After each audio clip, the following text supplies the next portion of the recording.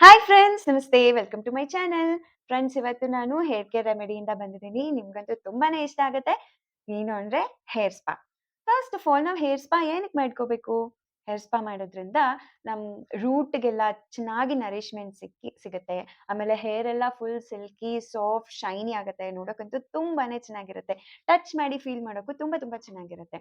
So ಚೆನ್ನಾಗಿ deep nourishment ಸಿಗೋದ್ರಿಂದ hair fall ಆಗೋದು ಕಮ್ಮಿ ಆಗುತ್ತೆ. ಆಮೇಲೆ ಹೇರ್ ರೀಗ್ರೋತ್ ಆಗುತ್ತೆ. ಸೊ ಈ ಸ್ಪಾ ಹೊರಗಡೆ ತುಂಬಾ ಮಾಡ್ತಾರೆ. ತುಂಬಾ ಟೈಪ್ಸ್ ಆಫ್ ಸ್ಪಾ ಮಾಡ್ತಾರೆ. ಆದ್ರೆ ಎಷ್ಟೊಂದ್ ಕಾಸ್ಟ್ಲಿ ಇರುತ್ತೆ. ನೀವ್ ಯಾವ್ದಾದ್ರು ರೀಸೆಂಟ್ ಆಗಿ ಯಾವ್ದಾದ್ರು ಹೇರ್ ಸ್ಪಾ ಮಾಡ್ಸಿದ್ರೆ ಎಷ್ಟಾಯ್ತು ಅಂತ ಪ್ಲೀಸ್ ಕಮೆಂಟ್ ಸೆಕ್ಷನ್ ಅಲ್ಲಿ ಕಮೆಂಟ್ ಮಾಡಿ. ಅದ್ರಿಂದ ಬೇರೆ ವಿಡಿಯೋ ನೋಡೋರ್ಗೂ ಗೊತ್ತಾಗುತ್ತೆ ಹೊರಗಡೆ ಯಾವ ರೇಂಜ್ ಅಲ್ಲಿ ಹೇರ್ ಸ್ಪಾ ಇರುತ್ತೆ ಅಂತ. ಇಲ್ಲ ಆಲ್ರೆಡಿ ಹೊರಗಡೆ ಸೆಟ್ ಆಗಿರೋರುನು ಈ ಹೋಮ್ ರೆಮಿಡಿನ ಯೂಸ್ ಮಾಡಿ ಸೇಮ್ ಟು ಸೇಮ್ ನೀವು ಹೊರಗಡೆ ಹೇರ್ ಹೇರ್ ಸ್ಪಾ ಮಾಡ್ಸಿದ್ರೆ ಸಲೂನಲ್ಲಿ ಹೇರ್ ಸ್ಪಾ ಮಾಡ್ಸಿದ್ರೆ ಎಷ್ಟು ಚೆನ್ನಾಗಿರುತ್ತೆ. ಅದೇ ಎಫೆಕ್ಟು ನಾನಿವತ್ತು ಹೋಮ್ ರೆಮಿಡೀಸ್‌ನ ಯೂಸ್ ಮಾಡ್ಕೊಂಡು ತೋರಿಸ್ತಾ ಇದ್ದೀನಿ. ಸೊ ತುಂಬಾ ಚೆನ್ನಾಗಿದೆ ಟಾಪಿಕ್ ಅಲ್ವಾ? ನಮ್ಗೆ ಹೇರ್ ತುಂಬಾ ಜನ ಹೇಳೋದ್ ಕೇಳಿದ್ದೀನಿ ನಾನು. ಹೇರ್ ಗ್ರೋತ್ ಆಗದೆ ಇದ್ರೆ okay. At least hair fall ಆಗೋದು ಕಂಟ್ರೋಲ್ ಆಗ್ಲಿ ಅಂತ. ಈ ಹೇರ್ ಸ್ಪಾ ನೀವು 15 ಡೇ ಟು 20 ಡೇಸ್ ಒನ್ಸ್ ಮಾಡ್ತಾ ಇದ್ರೆ ಹೇರ್ ಫಾಲ್ ಆಗೋದು ಖಂಡಿತ ಕಮ್ಮಿ ಆಗುತ್ತೆ. ಹಂಗೆ ನಿಮ್ ಹೇರು ತುಂಬಾ ಶೈನಿ, ಸಿಲ್ಕಿ, ಸಾಫ್ಟ್ ಆಗಿ ಕಾಣುತ್ತೆ ಅಂಡ್ ಫೀಲ್ ಆಗುತ್ತೆ ಕೂಡ. ಹಾಗಾದ್ರೆ ತಡ ಮಾಡದೆ ಹೆಂಗ್ ಮಾಡೋದು ಅಂತ ನೋಡ್ಬಿಡೋಣ ಬನ್ನಿ. ಫ್ರೆಂಡ್ಸ್, ಇದರಲ್ಲಿ ಫಸ್ಟ್ ಸ್ಟೆಪ್ ನಾವು ಗ್ರೀನ್ ಟೀನ ಪ್ರಿಪೇರ್ ಮಾಡ್ಕೋಬೇಕು. ಸೊ ನಾರ್ಮಲ್ ನಾವು ಹೆಂಗ್ ಪ್ರಿಪೇರ್ ಮಾಡ್ತೀವಿ ಹಂಗೆ. ಸೊ ವಾಟರ್ನ ಬಾಯ್ಲ್ ಮಾಡಿ ಒಂದು ಕಪ್ಪಲ್ಲಿ ಹಾಕೊಂಡು ಆಮೇಲೆ ಟೀ ಬ್ಯಾಗ್ಸ್ನ ತಗೊಂಡು ಅದರಲ್ಲಿ ಡಿಪ್ ಮಾಡಿ. ನಿಮಗೆ ಗ್ರೀನ್ ಟೀ ಬೇಡ ಅಂತ ಅಂದರೆ ನೀವು ಟೀ ಡಿಕಾಕ್ಷನ್ನು ಪ್ರಿಪೇರ್ ಮಾಡ್ಕೋಬೋದು.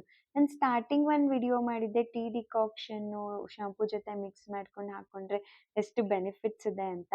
ಅದೇ ಥರ ಈ ಟೀ ಡಿಕಾಕ್ಷನ್ನು ಅಷ್ಟೇ ಡ್ಯಾ ಡ್ಯಾಂಡ್ರಫ್ನ ಕಮ್ಮಿ ಮಾಡುತ್ತೆ, ಆಮೇಲೆ ಹೇರ್ ರೀಗ್ರೋತ್ ಆಗೋಕ್ಕೆ ಟ್ರಿಗರ್ ಮಾಡುತ್ತೆ, ಆಮೇಲೆ ಸನ್ನಿಂದ ಎಫೆಕ್ಟ್ ಆಗುತ್ತಲ್ಲ ಹೇರ್ಗೆ, ಅದನ್ನು ಎಫೆಕ್ಟ್ ಆಗದೆ ಇರೋ ಥರ ನೋಡ್ಕೊಳ್ಳುತ್ತೆ. ಅಂದರೆ ಮಾಯಿಶ್ಚರೈಸರ್ ಥರ ಸ್ವಲ್ಪ ಹೆಲ್ಪ್ ಆಗುತ್ತೆ.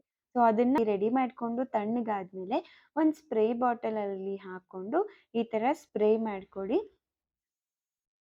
ಸ್ಪ್ರೇ ಮಾಡಿ ಆದಮೇಲೆ ಅದು ಹಾಗೆ ಒಣಗಕ್ಕೆ ಬಿಟ್ಬಿಡಿ. ಸೊ ಓಕೆ, ಇದು ಡ್ರೈ ಆಗೋಷ್ಟರಲ್ಲೇ ನಾವು ನೆಕ್ಸ್ಟ್ ಸ್ಟೆಪ್ಗೆ ರೆಡಿ ಮಾಡ್ಕೊಳ್ಳೋಣ.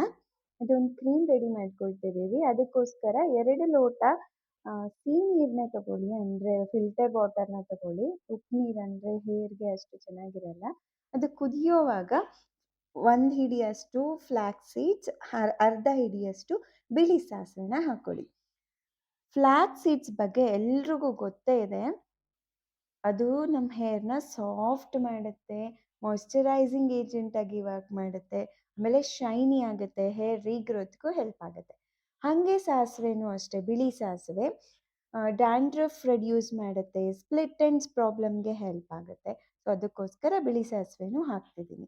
ಇದು ಸ್ವಲ್ಪ ಒಂದು 5 ನಿಮಿಷ ಕುದ್ದಾದ್ಮೇಲೆ ಸ್ವಲ್ಪ ಬಿಸಿ ಇರೋವಾಗಲೇ ಈ ಥರ ಶೋಧಿಸ್ಕೊಂಬಿಡಿ. ಯಾಕಂದರೆ ಇದು ತಣ್ಣಗಾದರೆ ಜೆಲ್ ಥರ ಆಗ್ಬಿಡುತ್ತಲ್ವಾ, ಅದಕ್ಕೋಸ್ಕರ. ಈ ಜೆಲ್ನ ನಾನು ಹೆಂಗೆ ಯೂಸ್ ಮಾಡೋದು ಅಂತ ಪ್ರೀವಿಯಸ್ ವಿಡಿಯೋಲಿ ಒಂದು ತೋರಿಸಿದ್ದೆ. ಆ ಲಿಂಕ್ ಬೇಕಾದರೆ ಇಲ್ಲಿ ಮೇಲೆ ಆ್ಯಡ್ ಮಾಡ್ತೀನಿ, ಅದನ್ನು ನೋಡ್ಕೊಂಡು ಬನ್ನಿ.